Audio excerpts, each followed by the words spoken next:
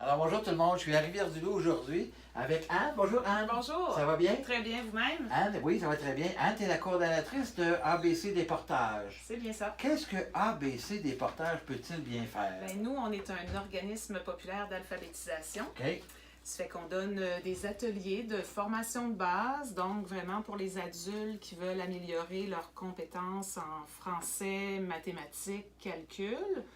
C'est principalement notre mission principale. Est-ce que vous le faites aussi pour les nouveaux immigrants ou les personnes qui pourraient, par exemple, avoir besoin d'aide pour apprendre une deuxième langue, comme les anglophones ou les espagnols qui arrivent dans le coin, Oui, par exemple? c'est sûr qu'il y a les cours de francisation qui Oui. se donnent dans les centres d'éducation des adultes, mais nous, parfois, on nous en réfère également parce qu'ils ont la double problématique, c'est le besoin d'apprendre une langue et aussi d'apprendre à écrire également. Vos services sont offerts de quelle façon? Est-ce qu'ils sont offerts ici sur place, à la maison?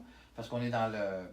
On est au Vieux-Manège, oui, la coop du Vieux-Manège. Alors oui, notre bureau principal est ici. On donne des ateliers ici, dans les locaux, mais on offre aussi de la formation un peu partout sur le territoire. Donc, on est présent dans tout le Kamouraska, toute la MRC de Rivière-du-Loup et au Témiscouata aussi. Ils sont offerts sous forme de quoi? De cours de groupe individuels? Oui, comment ça on se déplace dans les localités. Souvent, dans les petites localités, on utilise les locaux disponibles, que ce soit les bibliothèques, municipalités, et on offre nos ateliers 1, 2 ou 3 fois par semaine. OK.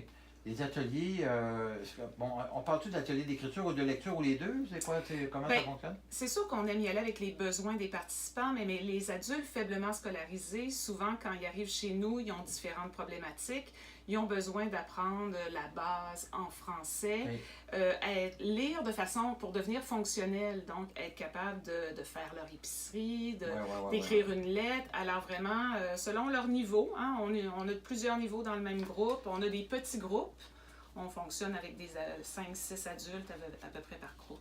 Anne, j'ai une question, la question qui tue. Oui. Est-ce qu'il y a encore beaucoup de gens qui sont analphabètes aujourd'hui? Malheureusement, oui. Malgré le système scolaire en place, les différentes mesures, on peut dire... Est-ce qu'ils sont de plus en plus jeunes aussi, ou est-ce qu'on peut dire ça, ou non, pas nécessairement? Bien, en tout cas, il y a encore des jeunes, oui, parce que le niveau ne baisse pas. On dit, dans le fond, au niveau des compétences, qu'il y a un Québécois sur 2 qui n'a pas les compétences essentielles pour fonctionner parfaitement en société, donc c'est-à-dire d'exercer ses différents rôles sociaux. Il lui manque des compétences en lecture, en écriture. La compréhension aussi. Exactement, c'est souvent relié à la compréhension de texte.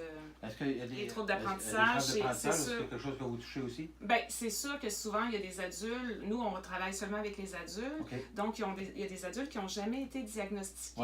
Ils arrivent chez nous, puis là, ils réalisent que... c'est ça. Alors, nous, on trouve des trucs pour travailler avec eux, puis réussir à les rendre le plus fonctionnels possible. Anne, on va rejoindre comment? Bien, on peut nous rejoindre par téléphone. Le numéro est le 418-862-9998. Également, on a un site web, une page Facebook. Merci beaucoup, Anne. Merci à vous. Très, très bien. Merci beaucoup. Au plaisir.